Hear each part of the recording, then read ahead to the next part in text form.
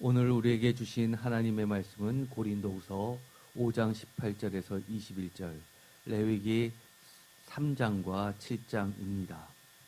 오늘의 말씀의 제목을 다 함께 읽어보도록 하겠습니다. 제발 하나님과 더 이상 싸우지 말고 하나님의 의가 되어 하나님과 화해하자, 화목하자. 아멘. 오늘의 말씀을 읽어보면 사실은 이게 고린도 후서에 이 상황에서 들어가야 되는 게 맞나 라는 생각이 들게 됩니다. 특별히 20절에 있는 말씀입니다. 20절의 말씀을 다 같이 읽어보도록 하겠습니다. 그러므로 우리가 그리스도를 대신하여 사신이 되어 하나님이 우리를 통하여 너희를 권면하시는 것 같이 그리스도를 대신하여 간청하노니 너희는 하나님과 화목하라. 아멘. 우리가 아무 생각 없이 성경책을 읽을 때는 하나님과 화목하라 라고 해서 그렇지, 참 좋은 말씀이지 라고 생각하고 넘어갈 수 있겠지만, 이것을 편지를 받은 고린도 교회 성도님들의 입장에서 볼 때는 이것처럼 황당무계한 게 없습니다. 바꿔 한번 생각해 볼까요? 저희가 세인교회가 8년이 됐습니다. 그런데 갑자기 제가 여러분에게 그러므로 우리가 그리스도를 대신하여 사신이 되어 하나님이 우리를 통하여 너희를 권면하시는 것 같이 그리스도를 대신하여 간청하노니 너희는 하나님과 화목하십시오라고 편지를 써서 보냈다면, 여러분들은 진짜 은혜로운 말씀이야 라고 하시겠습니까? 아니면 그럼 내가 하나님과 화목하지 않았다는 말이야? 라는 생각부터 드시겠습니까? 사실 하나님과 화목하라 라는 이 말씀은 초신자에게나 전도할 때나 했던 말 아닙니까? 그런데 고린도전서도 아니고 고린도후서에서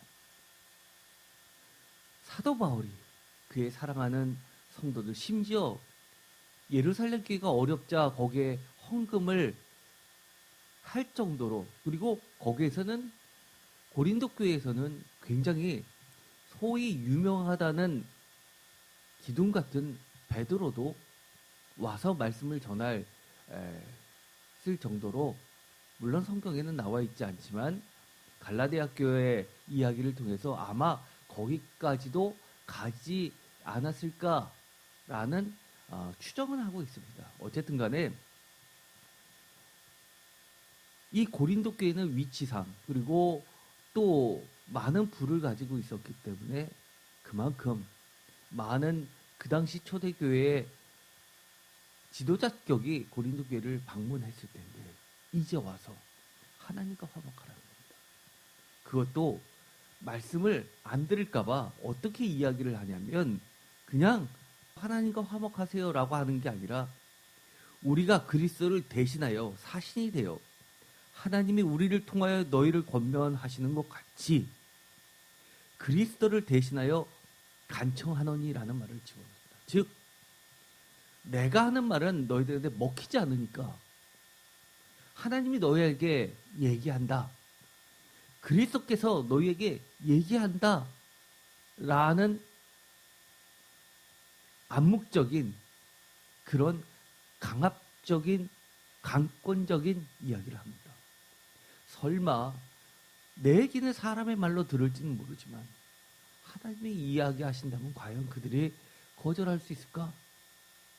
예수님이 직접 이곳에 나타나셔서 얘기한다면 그들이 딴소리 하지 않을까?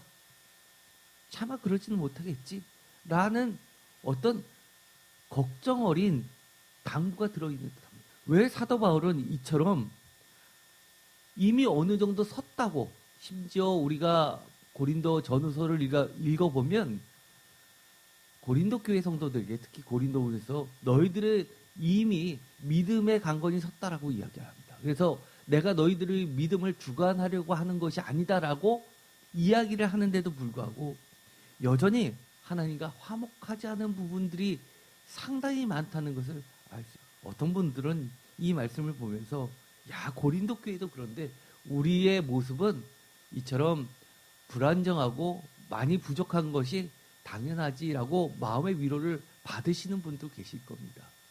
내가 전에는 이런 부분은 내가 주님 앞에 이렇게 살면 안 되는데 해서 죄인의 모습으로 참 고민되고 기도를 할 때마다 회개만 나오고 그랬는데 이래도 되는구나. 나 말고도 다 그렇구나. 이렇게 안도의 한숨을 쉬는 분이 계실지는 모르지만 여기서 그런 뜻으로 사용하는 것이 아니에요. 사도 바울이 이렇게 계속해서 강조하고 있는 말씀이 있습니다. 바로 화목이라는 말입니다. 얼마나 하나님과 화목하고 예수 그리스도와 화목하고 이렇게 신앙생활을 하는 게 어려우면 계속해서 화목을 강조할 거예요. 18절 모든 것이 하나님께로서 났으며 그가 그리스도로 말미암아 우리를 자기와 화목하게 하시고 또 우리에게 화목케 하는 직분을 주셨으니 하나님과 화목하게 하셨다고 그럽니다. 19절 곧 하나님께서 그리스도 안에 계시사 세상을 자기와 화목하게 하시며 그들의 죄를 그들에게 돌리지 아니하시고 화목하게 하는 말씀을 우리에게 부탁하셨습니다. 화목하게 두 번이나 이야기합니다. 그것도 세상을 자기와 화목하게 하시고 그리고 우리로 하여금 화목하게 하는 말씀을 부탁까지 하셨습니다. 그러면서 20절에 그러므로 우리가 그리스도를 대신하여 사신이 되어 하나님이 우리를 통하여 너희를 권면하시는 것 같이 그리스도를 대신하여 간청하니 너희는 하나님과 화목하라는 겁니다. 즉 돌려 이야기하면 아직은 너희들이 하나님과 화목하지 않았다고 단언하는 것 아닙니까? 여러분들은 하나님과 화목하십니까? 사실은 많은 분들이 이런 말씀이 교회에서 선포되면 나는 이미 하나님과 화목한다고 화목했고 지금도 화목하다고 열이면 열 초심자만 빼놓고는 최소한 집사, 권사, 장로 직분을 가진 자들은 하나님과 화목하다고 이야기합니다. 하나님과 화목하다는 말이 무엇입니까? 라고 물어본다면 내 죄를 회개하고 예수님을 구주로 받아들이는 것이 화목 아닙니까? 라고 우리는 마치 구구단의 1단이나 2단인 것처럼 그렇게 이야기하는 경향이 너무 많이 있습니다. 과연 그럴까요? 이거 고린도후서에서 사도 바울이 편지 중간에 이야기할 정도로 그 정도로 믿음이 섰던 사람들에게도 꼭 필요한 만만치 않은 말씀입니다. 과연 이 하나님과 화목한다는 그 말이 무슨 말씀인지를 우리는 깊이 묵상했으면 좋겠습니다. 특히 사순절 기간 가장 중심이 되는 마지막 일주일 고난주간에 하나님께서는 십자가를 예수 그리스도 즉 죄 없으신 예수 그리스도에게 짊어지시게 하고 걸어가게 하신 그 길은 바로 하나님께서 자기와 우리를 그리고 세상을 화목하게 만드시기 위해서 그 마지막 길을 걷게 하신 그 기간이라는 것을 오늘의 말씀을 통해서 깊이 새겼으면 좋겠습니다. 화목하다라는 말 그리고 이 말은 화해라는 말로도 표준세번역에서는 번역을 하고 있습니다. 그러면 화목하다, 화해하다는 말이 무엇일까요? 헬라어로 이야기하면 카타라소라는 단어를 쓰고 있는데요. 카타는 전치사입니다. 뭐뭇을 따라서라는 카타라게네라고 하는 이 단어는 우리가 생각하는 단순히 잘 지낸다, 좋은 관계다라고만 생각하는데 그것의 원 의미는 사실은 경제적인 의미가 있습니다. 재판의 의미가 있습니다. 한번 볼까요? 카타라소라고 되어 있는 이 단어는 영어로 사전을 찾아보면 이렇게 되어 있습니다. reconcile, 화해하다. 리는 다시 라는 말이 있죠. 그 다음에 용례에 보면 change라는 뜻도 있고요. exchange, change는 바꾸다, exchange는 교환하다, 그리고 마지막에 reconcile, 화해하다라는 뜻을 가지고 있습니다. 이것만 봐서 무슨 말인지 잘 모르겠죠.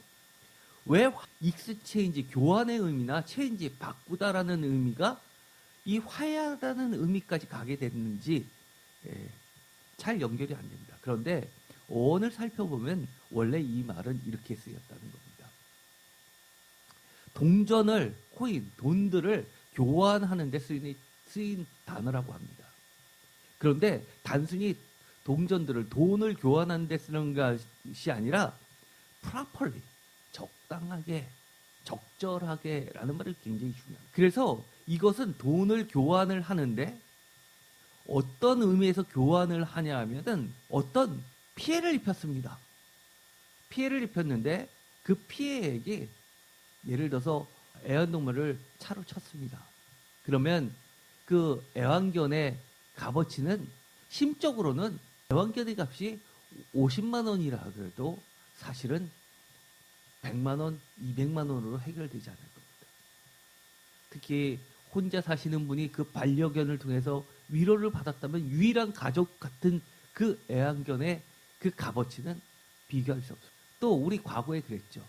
시골에서 농사를 지었습니다. 자녀가 대학 가고 결혼하게 되는데 그 자금이 없었는데 소를 팔게 됩니다. 그런데 갑자기 그 소가 전염병으로 폐사하게 됐습니다.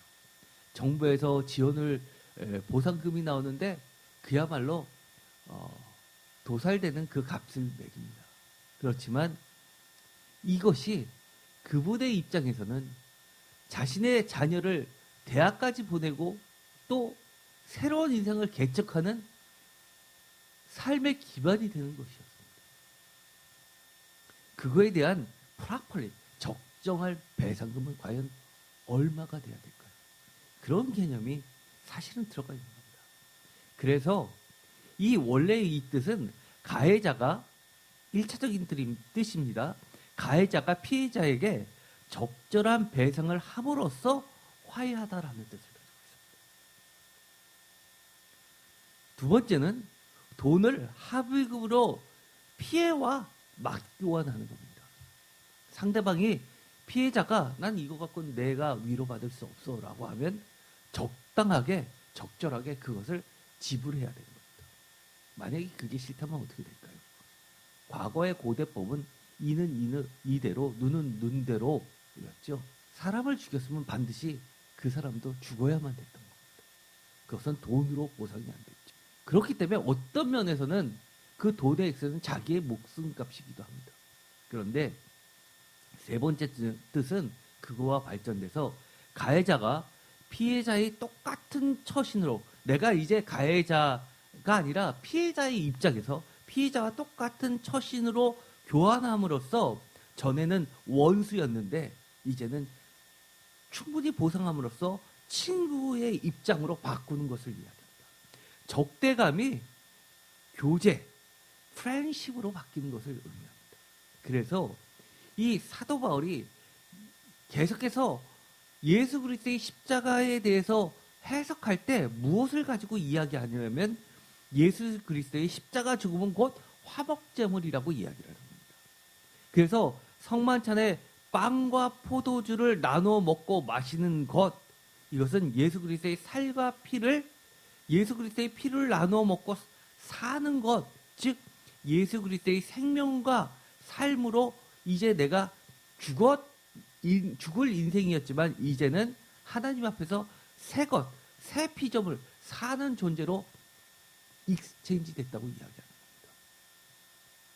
우리는 죽을 수밖에 없는 죄인이지만 하나님께서 우리의 죽을 삶을 살리시기 위해서 그거에 프로퍼 적정한 값어치를 계산해서 치를 때 어떤 값어치를 내냐 하면 바로 자기 자신, 하나님의 아들, 유일하신 독생자 예수 그리스도를 십자가형이라는 수치스러운 방법을 통해서 화목제물로 삼으셨다. 물론 성경에는 예수 그리스도의 죽음을 속죄 제물로 보려는 경향들이 훨씬 많이 있습니다.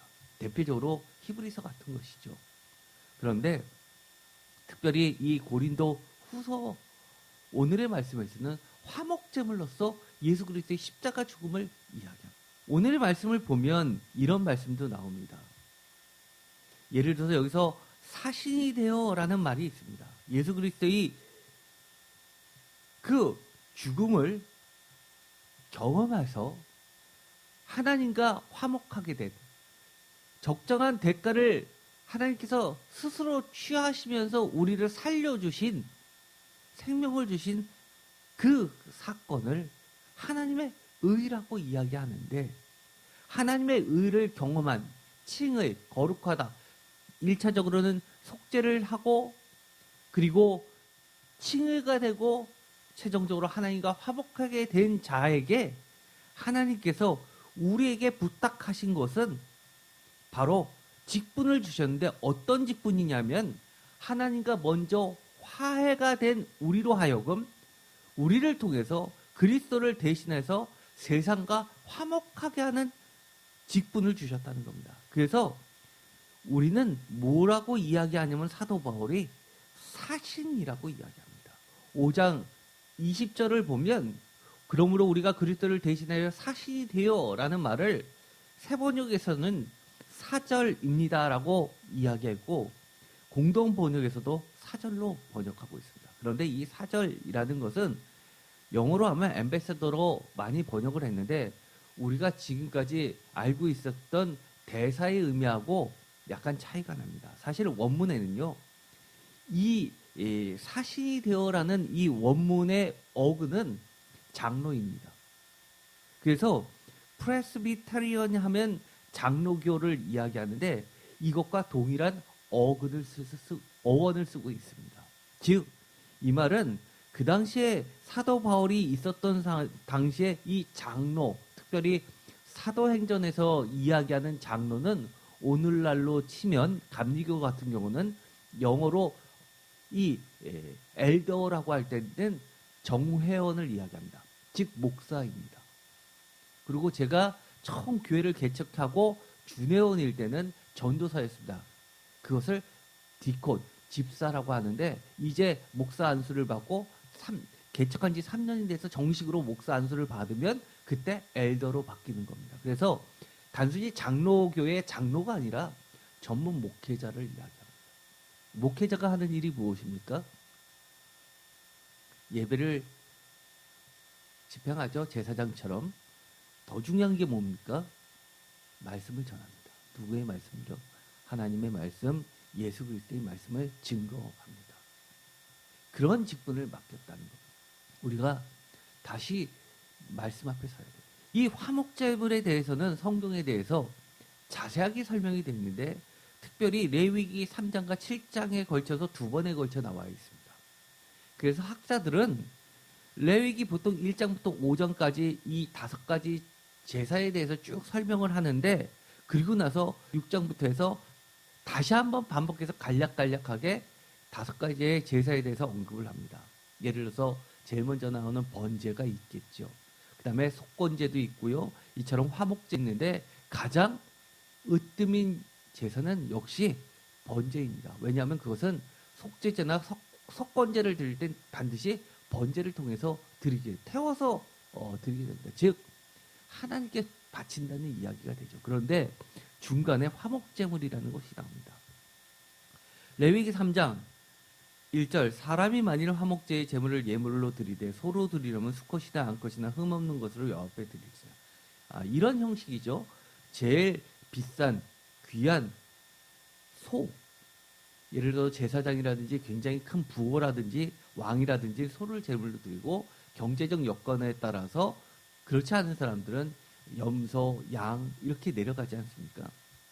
2절 그 예물의 머리에 안수하고 회막문에서 잡을 것이요 아론의 자손 제사장들은 그 피를 제단 사방에 뿌릴 것이며 3절 그는 또 그 화목제의 제물 중에서 여호와께 화제를 드릴지니 곧 내장에 덮인 기름과 내장에 붙은 기름과 여기서 화제, 불로 태운다는 얘기죠. 번제처럼 불로 트리는데 화제는 방식을 이야기합니다. 요제는 흔드는 것이죠. 거제는 드는 겁니다. 이건 방식이고요. 그리고 두 콩팥과 그 위에 기름 곧 허리 쪽에 있는 것과 간에 덮인 컵을 콩팥과 함께 떼어낼 것이요. 콩팥은 심장이라는 것과 마음이라는 것과 어근이 모두 다 같다고 이야기했습니다. 즉 제사를 드릴 때는 우리의 가장 깊은 곳에 있는 심장, 마음을 다 하나님께 온전히 바쳐야 된다는 것을 의미하죠. 아론의 자손은 그것을 제단 위에 불 위에 있는 나무 위에 번제물 위에서 살을 지니 이는 화제라 여호와께 향기로운 냄새니라. 즉 이 화목제도 번제의 형식을 가지고 있습니다. 그런데 이 밑에는 여러 가지 제물의 종류에 따라서 거의 같은 것으로 반복되는데요. 개역개정 레위기 3장 1절 사람이 만일 화목제의 제물을 예물로 드리되 소로 드리려면 수컷이나 암컷이나 중요한 거 흠없는 것으로 드려야 되는 거죠. 이것은 모든 제물이 다 똑같습니다. 흠이 조금이라도 있으면 안 됩니다. 말라기에서는 하나님께서 뭘 가지고 책망하셨습니까? 그들이 귀한 거는 자기 걸로 삼고 흠 있는 거, 어차피 죽을 거, 버릴 거를 가지고 제물로 바쳤다는 겁니다. 왜요? 성전에 하나님이 계시지가 않다고 그들 스스로 생각하기 때문에 아무렇게나 해도 상관없다는 겁니다. 가증스럽다고 이야기합니다. 흠없는 것으로 드려야 되는데요. 2절 그 예물의 머리에 안수하고 회막문에서 잡을 것이요 아론의 자손 제사장들은 그 피를 제단 사방에 뿌릴 것이며. 여기서 보면 굉장히 다른 데 없는 중요한 특징이 나오는데요. 예를 들어서 번제는 누가 드립니까? 제사장입니까? 일반 백성입니까? 당연히 제사장이죠. 일반 백성은 못 드립니다. 그렇죠? 제사장이 그 모든 것을 제물을 갖고 와서 그리고 이 제물을 도륙하는 것까지 다 합니다. 그리고 최종적으로 제물을 바치는 것까지 하죠. 그런데 이 레위기 3장의 표준세번역으로 3장 2절을 읽겠습니다. 표준세번역으로 다 같이 읽어보겠습니다. 제물을 가져온 사람은 자기가 드릴 제물의 머리 위에 손을 얹은 다음에 회막 어귀에서 그 제물을 잡아야 한다. 그러면 아론의 혈통을 이어받은 제사장들이 그 피를 제단 둘레에 뿌릴 것이다. 누가 제물을 잡습니까? 제사장이 잡습니까? 유일한 겁니다. 제물을 가져온 사람이 직접 그 제사에 참여할 수 있는 것이 화목제의 특징입니다. 이것은 다른 데 있는 게 아닙니다. 그리고 나서 맨 나중에 제사장들이 이 모든 것을 번제로 드릴 때는 제사장이 드립니다. 잡는 것까지만 가져와서 잡는 것까지만 직접 하고 나머지 모든 제사는 제사장이 직접 합니다. 그리고 그 일부분을 제사장의 몫으로 각각 하나씩 돌립니다.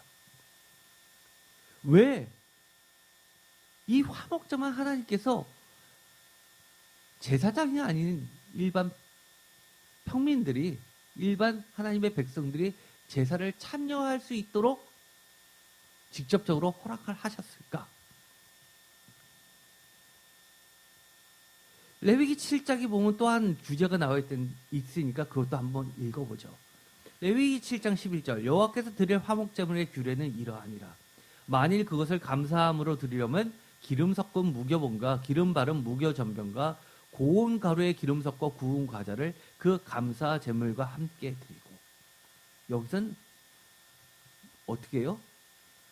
화목제를 어떤 성격으로 드리냐면 여기서는 감사함으로라고 이야기합니다. 즉 앞에 것들은 약간 번제나 속죄제나 속건제를 드리고 나서의 어떤 화목제물의 그런 하나님과 화목하게 됐다라는 그런 성격이 있는 것 같은데 여기서는 감사함으로 자원하여라고 하는 의미가 더 강한 것 같습니다. 예를 들어서 속죄제는 자원이 아니죠. 그건 의무사항입니다. 그런데 감사함으로 드리려면 뭐가 들어갑니까? 12절 다시 한번 읽어볼까요?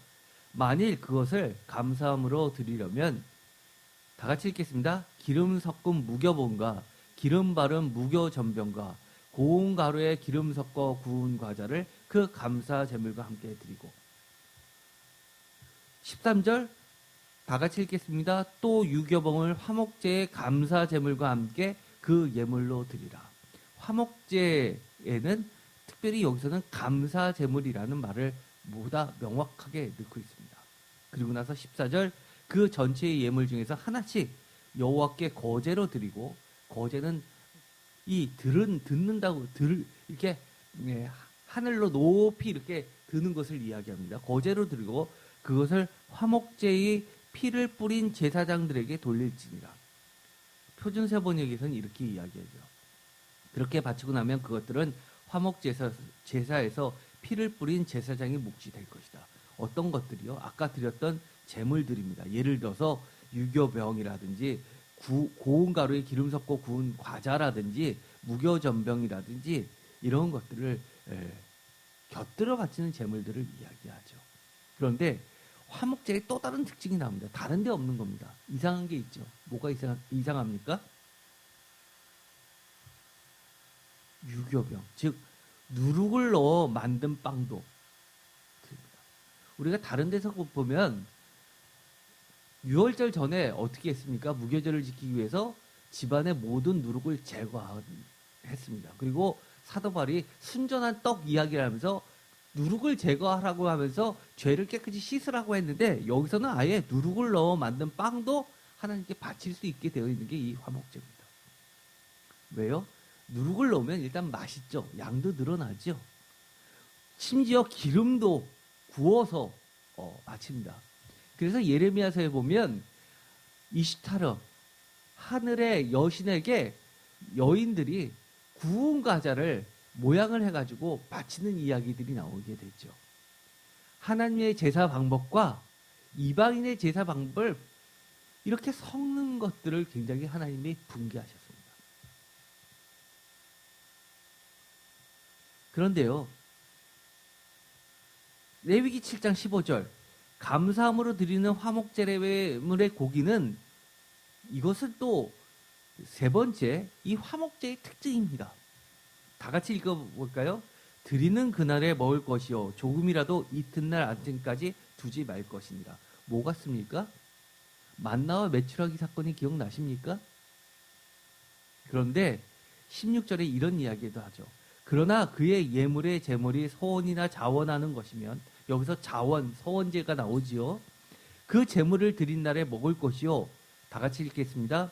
그 남은 것은 이튿날에도 먹되. 17절 그 제물의 고기가 셋째 날까지 남았으면 불사를 지니. 18절 만일 그 화목제물의 고기를 셋째 날에 조금이라도 먹으면 그 제사는 기쁘게 받아들이지 않을 것이라. 드린 자에게도 예물답게 되지 못하고 도리어 가증한 것이 될 것이며 그것을 먹는 자는 그 죄를 짊어지리라. 철저하게 만나 사건의 확장 같습니다.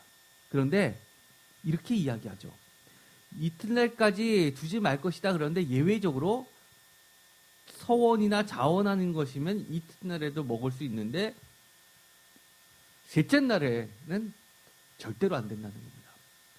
그래서 그것들에 대해서는 위생학적으로 3일째는 부패될 확률이 높으니까 고기니까 그렇게 안 했다라는 의미를 해석하는 분들도 많이 있습니다. 실제로요. 그렇지만 영적으로는 그렇습니다. 만약에 셋째 날도 먹을 수 있고 넷째 날도 먹을 수 있고 제한이 없다고 칩시다. 그러면 어떻게 됩니까? 어떻게 되죠? 그때는 저장하게 됩니다. 보관하게 됩니다. 그런데 그날 당일날 먹어야지만 된다. 맥스 그 다음날이라고 하면 어떻게 됩니까? 어차피 불살라 없앨 것이라면 다 같이 먹는 겁니다. 즉 화목제물은 제사를 드리고 나서 주변에 있는 이웃들을 다 초청해서 다 함께 먹는 겁니다. 다 함께 나누는 겁니다. 그래서 모두가 즐거워하는 감사제의 성격을 가지고 있습니다. 우리가 추수감사 드릴 때 떡을 해서 나누는 것도 그런 의미가 있고요. 하나님과의 관계도 중요하지만 이웃 간의 관계가 누구로부터 퍼져나가는 겁니까? 하나님과의 올바른 관계 속에서 이웃과의 관계도 새롭게 정립되는 겁니다. 왜요? 하나님께서는 내 형제 중에서 가난한 자, 과부, 고아, 나그네들을 돌보라고 명령하셨기 때문입니다. 우리가 두 가지를 봤습니다. 3장에 있는 내용과 7장에 있는 내용을 보니까 3장은 보다 어떤 관계요? 하나님과의 관계가 더 가깝게 느껴지고 우리의 죄가 있고 잘못이 있고 즉 죄가 있었을 때는 속죄제 그리고 남에게 배상해야 되는 피해의 문제가 있었을 때는 속건제를 드리면서 이 화목제도 하나님께 드리면서 진정으로 하나님과 화해되었다라는 의미가 있고요. 7장이 오면 감사와 자원제가 이루어질 때 그때는 언제든지 본인이 참여도 할 수 있게 해주시면서 더 나아가서 이웃들과의 사랑을 실제로 하나님 앞에서 실천하는 모습들이 나오게 됩니다. 여기서 화목제의 중요한 특징, 모든 제사는 제사장에서 이루어지지만 제사장을 대신해서 우리에게 맡겨주신 각자의 직분이 있다는 겁니다. 이것이 화목제의 또 다른 특징입니다. 우리가 첫 번째 하나님과 관계 속에서 이 화목제를 볼 때는 반드시 이 제물의 규정들 중에서 소, 양, 염소 이런 것들을 통해서 그 제사를 드리는 절차도 번제물처럼 까다로웠습니다. 그렇죠? 이 콩팥도 도려내야 되고요. 완전히 불을 살아야 되고요. 피도 뿌려야 되고 굉장히 까다로웠습니다. 반드시 피 뿌림의 제사가 있었어야 합니다. 그 얘기는 하나님과 화해한다는 얘기는 하나님 저 사랑해요 라고 한다고 되는 것이 아니라 반드시 아까 이야기했었던 화목이라는 단어에 들어가 있는 것처럼 적절한 대가를 익스체인지 교환해야지만 된다는 의미가 들어가 있는 겁니다. 하나님과의 화해 속에서는 반드시 이 희생제물이 있어야 된다는 겁니다. 그것이 무엇이었냐라고 하면 사도 바울은 이렇게 얘기합니다. 그것이 바로 예수 그리스도라고 이야기를 하는 겁니다. 그리고 예수 그리스도를 대신해서 제사장을 대신해서 영원한 대제사장을 대신해서 우리에게 맡겨주신 세상과의 화목하게 하는 그 직분은 우리에게 있고 우리는 그 직분을 받아서 증거함으로써 세상도 예수 그리스도와 하나님과 화목하게 하는 그런 장로의 역할이 있다는 거예요.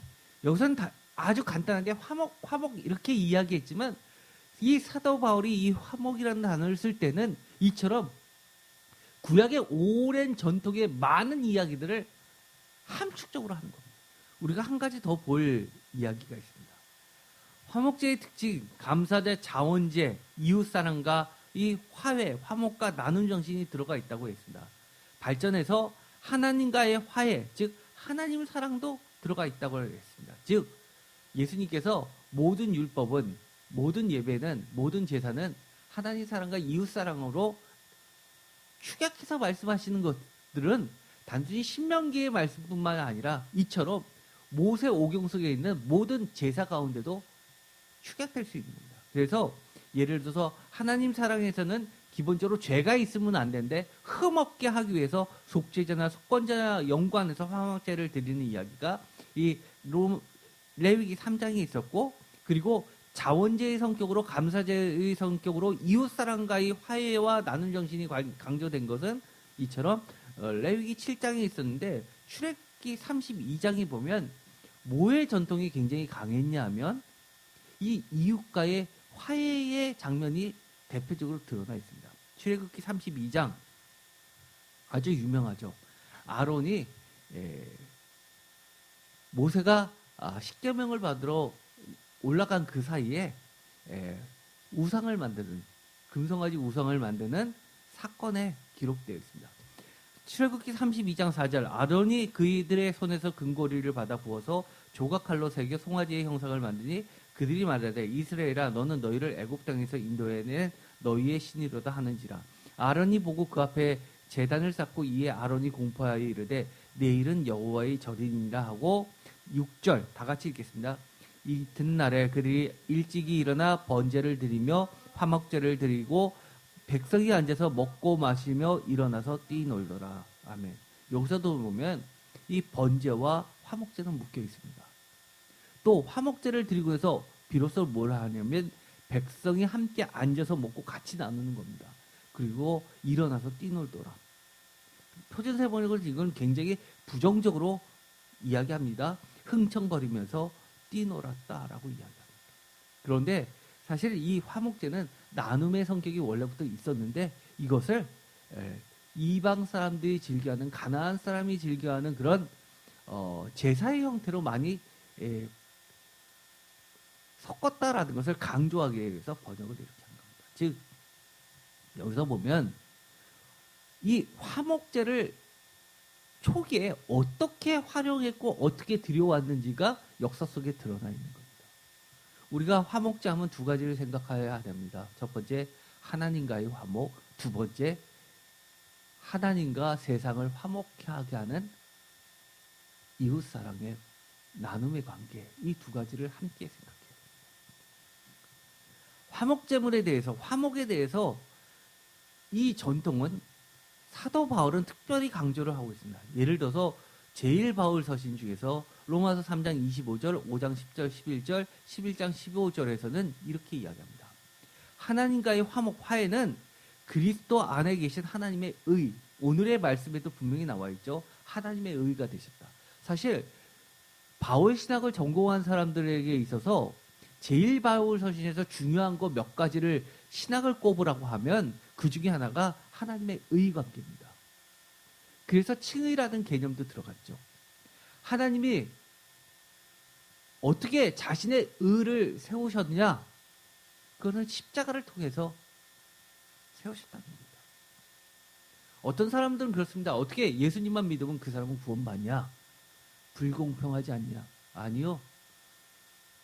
충분한 보상을 했고 더 이상 적절한 방법이 없을 정도로 공평하신 하나님이라고 하나님은 선언하신 겁니다. 우리가 우리의 목숨을 대신해서 지불할 수 있는 능력이 없기 때문에 우리의 죄는 우리의 목숨보다 더하기 때문에 그것을 탕감해주고 싶어도 탕감할 수 없는데 하나님께서는 우리의 목숨값보다 더 지불해야 되는 죄 대신에 자기 자신 바로 예수 그리스도를 화목제물로 주셨다는 것이 하나님의 의이고 그렇기 때문에 하나님의 의를 힘입어서 우리는 하나님께 거룩한 존재로 나아갈 수 있게 됐다고 이야기해요. 그리스도로 말미암아 믿음으로 아주 간단하게 믿음으로 속죄와 구원이 이루어지는 것이 바로 하나님의 의고 예수 그리스도의 십자가입니다. 흠없는 제물로 드리듯이 죄 없으신 예수 그리스도를 화목제물로 삼으시고 이방인에게도 중요한 얘기 세상과의 화목케 하는 그 나눔의 관계를 이방인에게도 구원의 길을 여신 하나님과 화해하라는 겁니다. 로마서 11장 13절 내가 이방인인 너에게 말하노라. 내가 이방인의 사도인 만큼 내 직분을 영광스럽게 여기노라. 왜요? 화목제물을 통해서 사도 바울도 참여할 수 있게 해주셨기 때문에 얼마나 영광스럽게 여길 수밖에 없겠느냐라는 겁니다. 그런데 요즘에 이렇죠.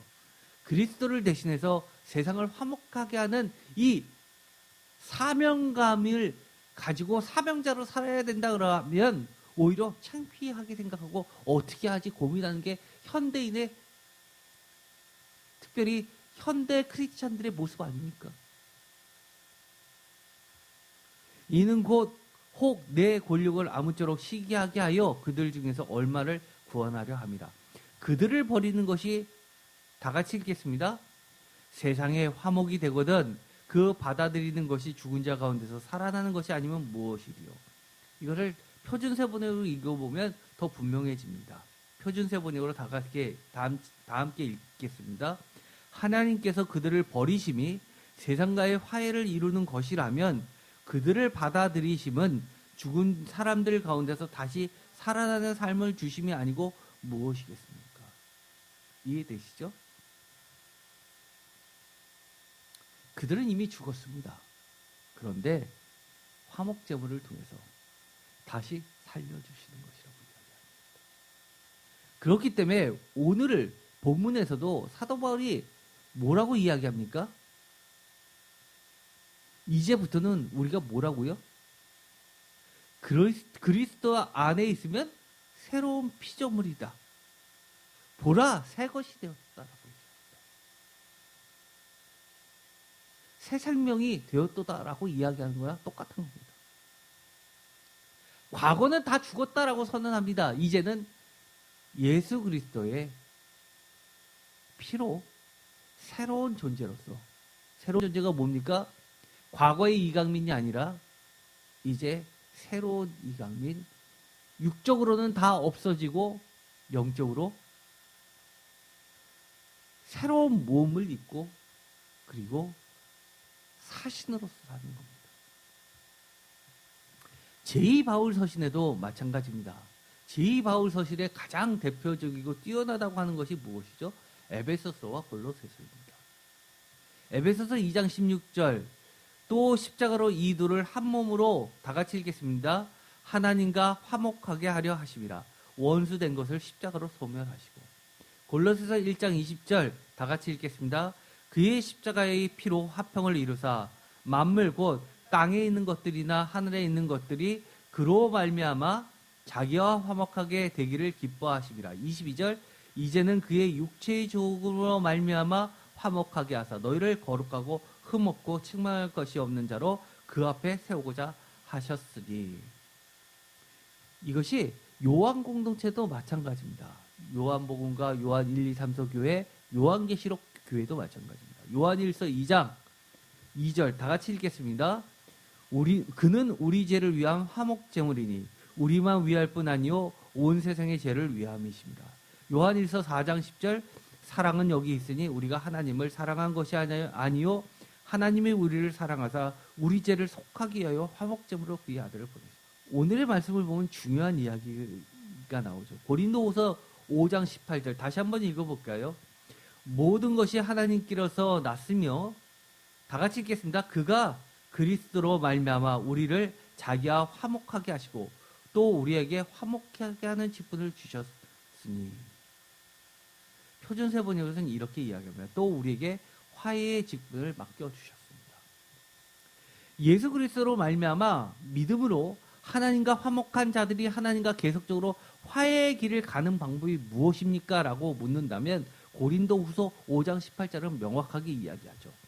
예수 그리스도를 믿는 믿음을 전도함으로써 세상과 하나님 사이에 화목하게 하는 직분을 감당하게 하는 겁니다. 맞지요?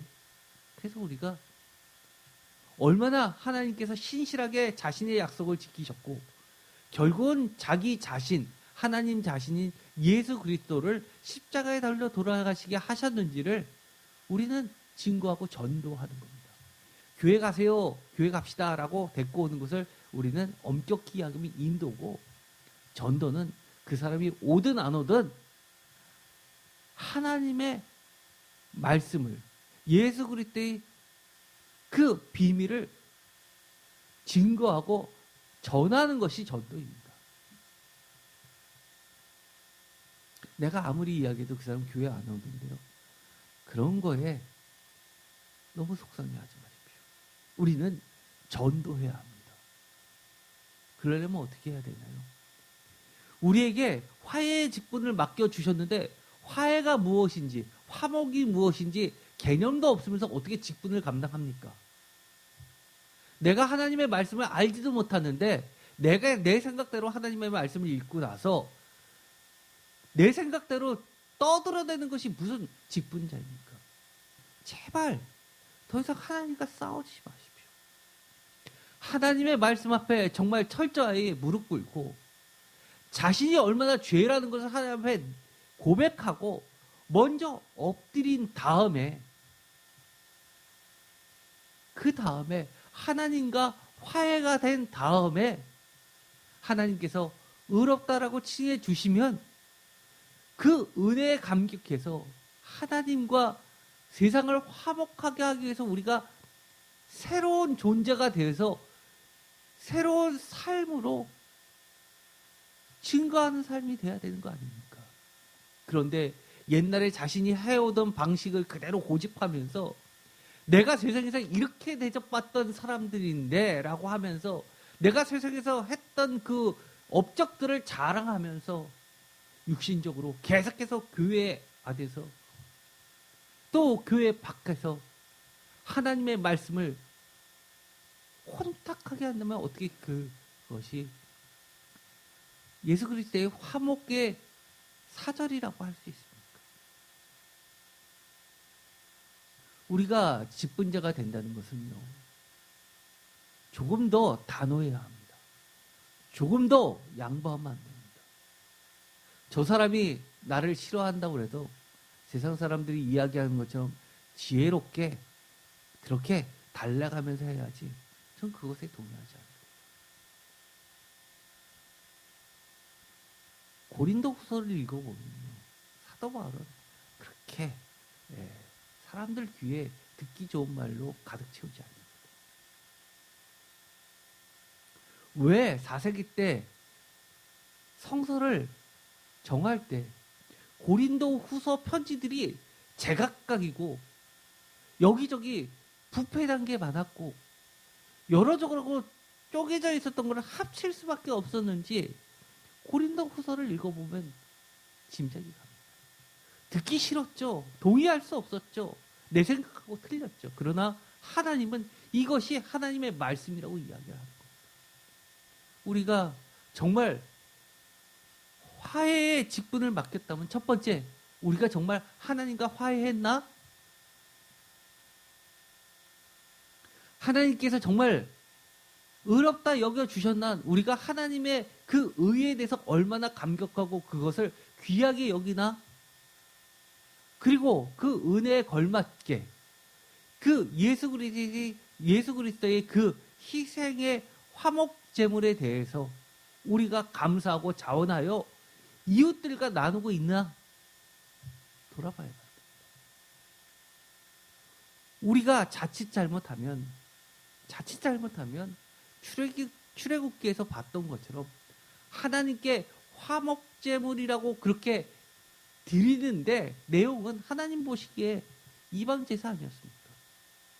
우리가 교회도 다니면서 여러 가지 그럴싸하게 흉내는 내지만 본질은 하나님과 계속해서 원수가 된다면 우리는 이 고난 주간에 주님이 걸어가셨던 그 십자가의 길에 동참하는 것이 아니라 더 멀어지는 겁니다. 완전 아웃되는 것이죠. 왜 우리가 이 고난 주간 함께 주님의 십자가의 길을 묵상할까요?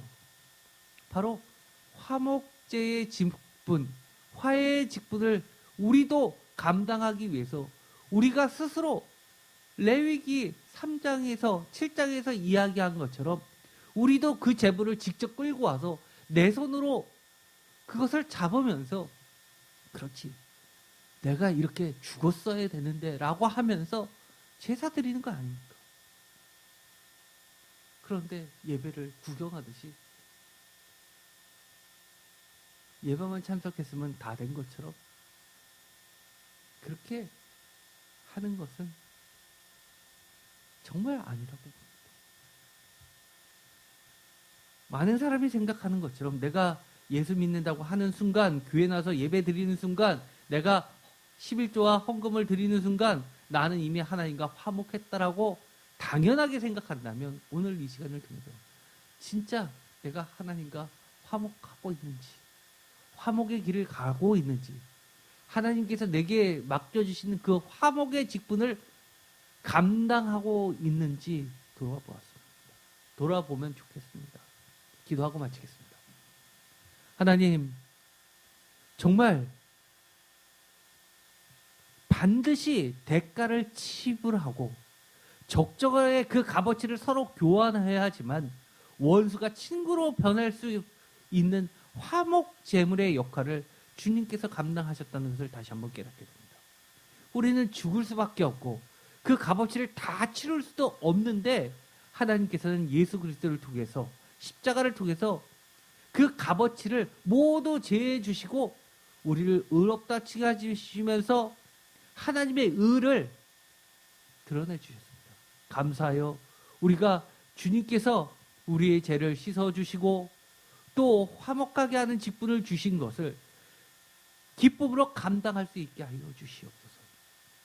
먼저 하나님의 말씀을 혼탁하지 않게 하시고 하나님의 말씀을 분명히 깨달아서 하나님의 말씀대로 사는 새로운 생명의 살아있는 존재들이 되게 하여 주시옵소서.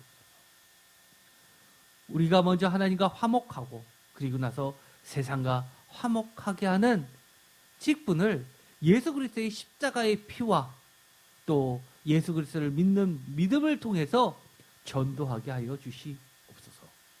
보다 사명감을 가질 수 있게 하여 주시옵시고 그 영광스러운 그 사명을 기쁨으로 감당하게 하여 주시옵소서. 예수 그리스도의 이름으로 기도드립니다.